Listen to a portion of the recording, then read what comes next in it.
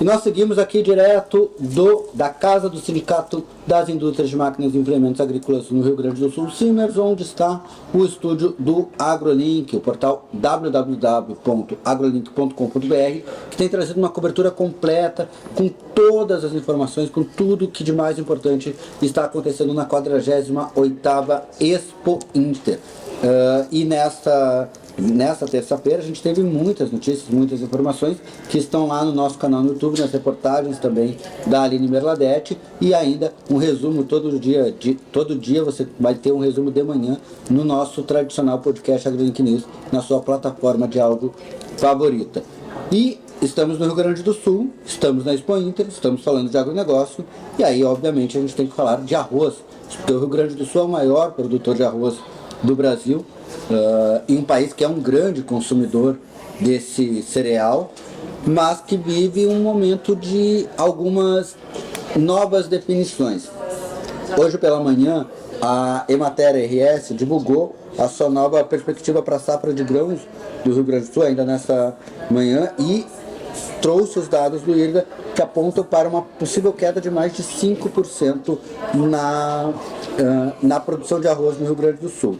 E é para falar sobre isso, sobre os desafios desse setor, que eu estou recebendo aqui o presidente da Federarroz, Denis Dias Nunes. Denis, muito obrigado por aceitar o convite, muito obrigado por falar conosco aqui, vir até o nosso estúdio. E eu queria entender primeiro, foi uma orientação inclusive da Federarroz e de outras federações para que se reduzisse a produção de arroz. Isso em razão de preço internacional, de preço interno. Queria entender, por que essa alternativa e quanto tempo ela deve ou pode durar, tanto no Rio Grande do Sul quanto no país? Olha, nós todos, os analistas, consultores das federações, das entidades afins com arroz, estamos recomendando sim que uma das maneiras de a gente diminuir esses estoques de passagem, que são um dos maiores dos últimos anos, talvez esse estoque de passagem só lá por 2014 a gente tenha tido, antes até, 2012, 2013, se eu não me engano, foi a última vez que a gente teve um estoque de passagem de uma safra para outra tão alto, né? Então, as alternativas que a gente tem é prospectar mercado, que isso demora, não é de um dia para o outro, né? A gente já está prospectando e fazendo com que os produtores entendam que nós temos que priorizar as exportações do arroz, porque nós vamos trabalhar campanhas de consumo, mas isso também não é de um dia para o outro, não são coisas rápidas. Então, uma das coisas mais ligeiras que a gente tem é reduzir a produção do ano que vem, e para reduzir produção é óbvio que nós não vamos reduzir produtividade, e sim reduzir a área cultivada, né? Isso é bom até que os nossos parceiros do Mercosul, aí, os nossos vizinhos, parece que já estão entendendo essa questão e tem projeção aí também de diminuição de área na Argentina, porque parece que esse preço também não é conveniente para eles trabalharem, né? E o que a gente vê que vai aumentar a área parece que é o Paraguai, que sempre tem uma tendência a aumentar a área. Mas a gente espera que aqui no Brasil, com certeza, haja uma redução de área e precisa ser maior do que essa divulgada pelo IRGA. Bom, e aí entra, para a gente entender o cenário inicial, quando a gente fala dos preços, o problema hoje é o preço interno pago ao produtor ou é o preço externo? Onde é que está a raiz desse problema? Não, o preço, como o arroz é um produto que tem grande consumo no Brasil, né? A gente em outros tempos praticamente produzia o que consumia. Nós somos muito dependentes do preço interno. Então, quando o estoque é muito grande no Brasil, a gente tem uma queda de preço, mas que também a gente tem uma alta de preço quando os estoques são baixos dentro do Brasil, acima do mercado internacional. Este ano é uma conjunção de fatores, né? Nós temos aí uma conjuntura que caiu o preço internacional, sim, os preços americanos têm caído, caiu bastante da safra passada para essa e tem caído seguido. E isso faz com o estoque grande, os preços do Brasil também não reajam, né? E nós vendemos para fora, mas também estamos com preço baixo, dos preços mais baixos das últimas safras no mercado internacional. Bom, no ano passado a Conab chegou a apresentar um projeto de compra antecipada, chamada de opção de compra, os COBs. Esse ano, ontem mesmo, no início, na segunda-feira, na Expo Inter, ela anunciou, divulgou, vai destinar mais 300 milhões de reais para esse tipo de compra, visando manter os estoques de arroz altos, pelo que o presidente da Conab, Edgar Preto, revelou inclusive para nós aqui no AgroLink News, mas, segundo a Conab, também é uma forma de tentar equilibrar o preço. Essa política tem sido efetiva aos produtores e se não tem sido, por que motivo? Olha, o ano passado, né, eles compraram 91 mil toneladas, este ano eles venderam as opções, na realidade eles não compraram ainda, né? E até do ano passado ainda não foi efetivado, pelo que me consta. Então eles fizeram um contrato de opção que, como o próprio nome diz, para quem não está pardo, é uma opção que tu tens de vender ou não para a Conab. Então o negócio ainda não está concretizado. Acredita-se que os produtores que compraram ano passado e compraram agora 110 mil toneladas irão concretizar a compra, né? Irão exercer a opção de venda e esse arroz passa assim para os estoques da Conab, que deverá fechar 200 mil toneladas, né? Mas agora parece que eu recém estou me inteirando, o nosso diretor jurídico foi, mas ainda não tinha nada concreto de valores, né? Ela lança as opções, provavelmente, e é um preço onde os produtores concorrem no leilão, quem pagar o maior prêmio leva o contrato de opção, certo? Isso existe muito na bolsa para soja, para milho, até para boi, mas para arroz não. Isso é importante que se diga, que essas opções via governo, na soja, no milho e no boi, tu tens via bolsa de Chicago, mas tem também na Bolsa Brasileira aqui na B3. Mas arroz não, então é um contrato de opção que a Conab faz, que esse último dos 300 milhões é para ser exercido o ano que vem, né, na safra 26, certo? Eu recém estou ainda me inteirando direito, porque ontem a gente teve um dia cheio, mas assim, ela é mais uma opção.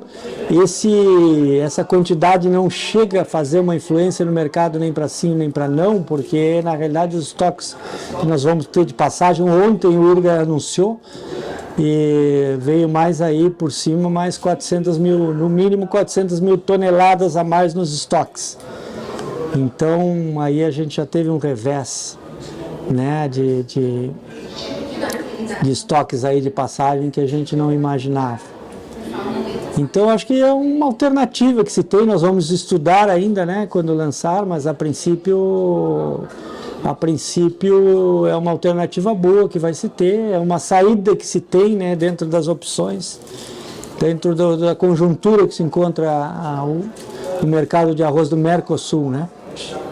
Pois então, e aí para a gente entender, quando a gente fala de preço pago ao produtor, porque o consumidor pode soar estranho a ideia de que está se reduzindo a área e a gente teve uma alta de alimentos, e a gente vamos focar mais no arroz, mas quão baixo estava esse preço, no sentido de já estava causando prejuízos aos produtores e qual nível? Sim. Essa baixa começou a partir da colheita, né? Lá por março, abril, ele vem se deprimindo o preço, né? Então quem esperou para vender agora, realmente com o custo que está o dinheiro mais abaixo do preço, com certeza é prejuízo certo, viu, Eduardo? Com certeza é prejuízo. Bom, e quando a gente fala de prejuízo, e aí essa redução de área, o senhor chegou a falar que é necessário uma redução maior do IRGA. Que números a gente está falando? Ele que tem hoje, anunciado pelo IRGA, Instituto Rio Grandense do Arroz, para quem não conhece a sigla, e em relação ao que é necessário para mercado a gente nunca consegue ter números exatos porque ele é muito dinâmico, né? Mas nós precisamos no mínimo uma redução de 15% da área plantada. E a gente, quando fala de redução de área, é óbvio que tem um certo constrangimento, né, Eduardo? Porque tu fala em queda de produção, juntamente com isso vem redução de emprego, redução de renda, né? Os governos não gostam, mas houve assim uma queda de consumo, tem ocorrido uma queda de consumo per capita no arroz que a gente ainda não se adequou. Então, o que nós precisamos? Nós precisamos desenvolver, conjuntamente com essa queda de consumo direto, né, de consumo humano, nós precisamos desenvolver outras maneiras também de escoar essa produção de arroz para que a gente consiga chegar naquele 1 milhão de hectares que se plantava no Rio Grande do Sul, que boa parte nós perdemos para o Paraguai. Na realidade, o Rio Grande do Sul diminuiu, o Paraguai aumentou basicamente a área que o Rio Grande do Sul diminuiu.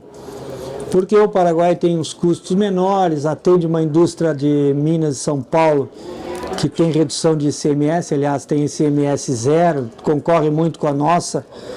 Então, isso gerou que o Rio Grande do Sul tivesse que retrair a área e o Paraguai aumentou. Mas a gente tem que prospectar novas maneiras do consumo do arroz, uma delas é o etanol, né?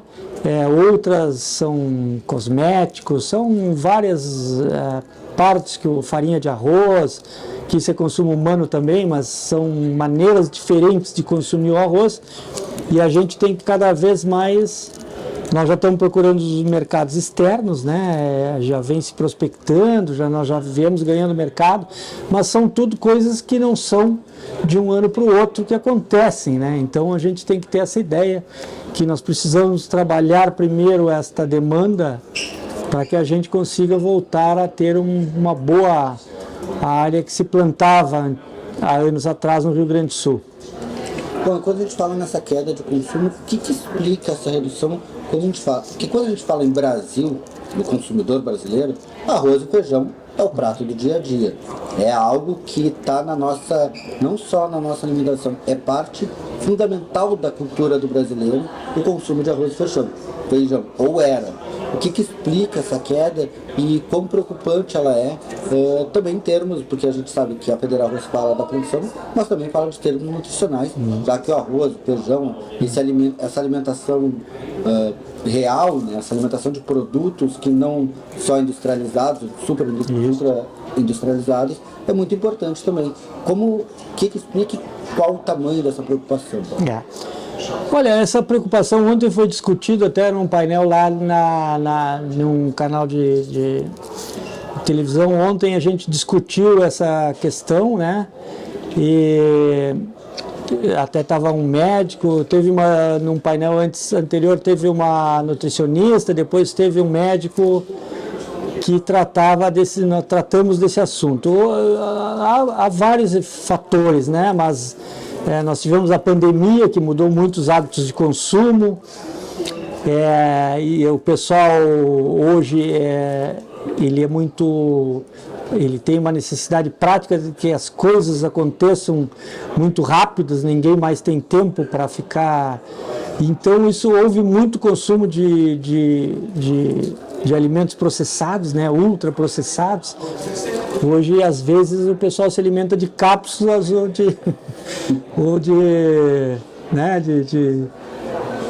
alguns biscoitos ali, né, que se diz os concentrados de proteína e tem vários fatores. Às vezes também são ondas, né, que acontecem na nossa sociedade, né, de questão de todo mundo pegar para um lado. Apareceu também essa dieta low carb, de baixo consumo de carboidratos, né? E a gente está provando que na realidade a comida é de verdade, né? O arroz faz bem, agora está saindo campanhas do IRGA ali de consumo, né? Agora até me fugiu o lema da campanha de consumo do IRGA, o arroz vai... Bom, vou ficar devendo. A gente busca... Pois é, o IRGA lançou ontem, né, essa campanha de consumo, tem um lema ali da vai com tudo, vai bem, porque a gente entende que essa questão do carboidrato é uma questão às vezes de modismo. Eu não é da minha seara, eu sou engenheiro agrônomo, né, não sou nutricionista, mas é um carboidrato muito antigo, saudável. E o carboidrato é a nossa primeira fonte de energia. Aliás, a primeira maneira de a fotossíntese acumular energia é através de um carboidrato, né? E daí surgem as outras todas moléculas. Mas, a princípio, o carboidrato é o que nos dá energia, o que é necessário para a gente se movimentar, né? E ele só é mal quando é mal consumido, né? Mas aí tudo, né? Se comer proteína demais também vai fazer mal ao fígado e por aí vai, né? O que a gente tem é que ontem estava explicando o médico, o André, que o que manda, a nutricionista também falou nisso, né? São as quantidades. Se você comer carne demais também vai passar mal, né? Então é mais uma questão de educação alimentar do que propriamente do arroz fazer mal. Esse é o lema da campanha, o arroz é a energia que une o Brasil. Acabei de abrir, dizer exatamente isso. Que é interessante, é um lema que remete também àquilo que a gente falava no início, de que o arroz vai além só de um alimento, de um cereal. Ele faz parte da cultura alimentar do Brasil. Eu não consigo imaginar o Brasil sem arroz e feijão. E ontem se discutiu muitas coisas, né? Se fez um apanhado geral porque é o cereal mais consumido no planeta. Né? É o grão mais... E o Brasil é o maior produtor fora da Ásia e também é o maior consumidor fora da Ásia. E é o maior grão consumido, é o cereal mais consumido. Tá? É o cereal mais consumido no planeta e principalmente na Ásia. E aí a gente estava conversando ontem que os locais de maior obesidade não são na Ásia, né? Era Estados Unidos, México, tem outros países aí, França, se não me engano, mas os lugares onde mais é consumido arroz não tem problema de obesidade, isso é uma vantagem.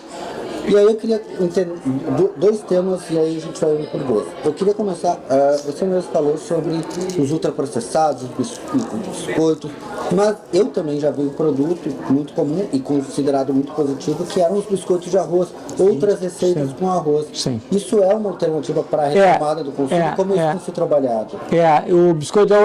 O biscoito de arroz é muito usado pelos nutricionistas, né? Porque ele tem ele é muito melhor que o biscoito de farinha de trigo, né? Até porque tem o problema dos celíacos também, né? Que não podem comer glúten. Mas o grande ainda empecilho da indústria alimentícia a processar mais o arroz ainda é o maquinário, né?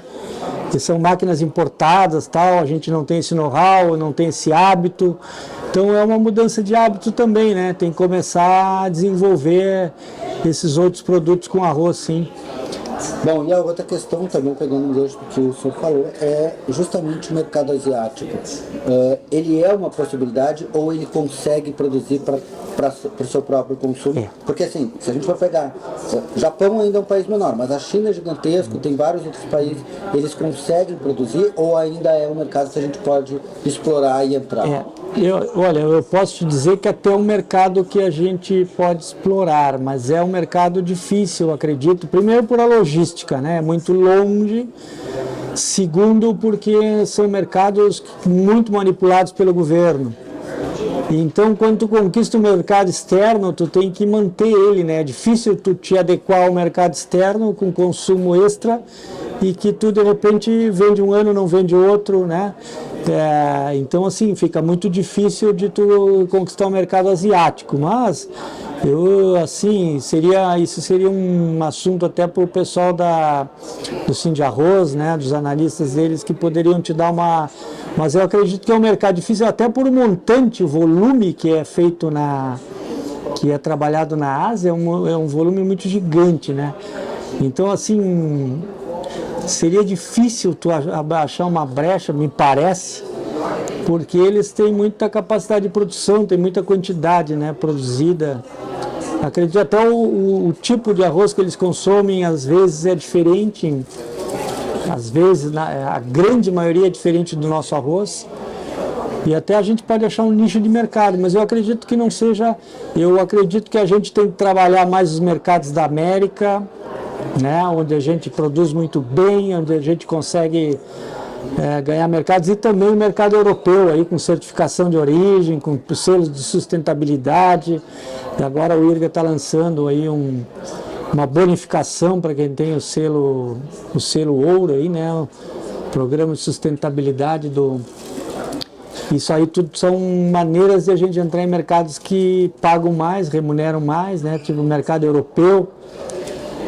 E até os próprios mercados internos aqui, né? Tem Peru aí que consome muito arroz e produz e não chega a ter a sua produção, não se autoabastece, né? Ele necessita importar muito arroz.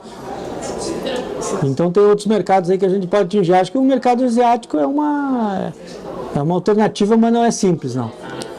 Tá certo, então. Bom, esse foi o papo com o Denis Dias Nunes, presidente da Poder Arroz, nos esclarecendo aí o arroz, que além de ser um produto muito importante para o dia a dia do brasileiro, é também muito importante para a economia do Rio Grande do Sul, já que o nosso estado é hoje ainda o maior produtor, e assim, o maior produtor disparado na produção de arroz. Eu acho que poucos estados têm alguma cultura com tanta vantagem em termos de produção, de produtividade, quanto o Rio Grande do Sul. Vamos aí torcer para que o mercado melhore logo para os produtores, e agradeço mais uma vez a participação do Denis. Eu espero ter acertado a pronúncia, porque o assessor dele me deixou bem claro, não é o normal de uma pronúncia com esse nome, mas o Denis Dias Nunes, que veio aqui nos atender prontamente, esteve aqui junto ao nosso estúdio, montado aqui na Casa dos Siglas. Muito obrigado, Denis. Muito obrigado, Eduardo, por o espaço aí, por a gente poder falar um pouco de arroz aqui, para que as pessoas entendam e fiquem cientes da situação atual. Muito obrigado. Esse então, o Denis Dias Nunes, e esse é o AgroLink News especial da Expo Inter. A gente vai dar mais uma pausa e volta depois, encerrando as atividades, encerrando o dia, esse segundo dia de cobertura completa aqui nessa que é a maior feira a céu aberto da América Latina do agronegócio. A gente volta logo mais, até mais. Tchau.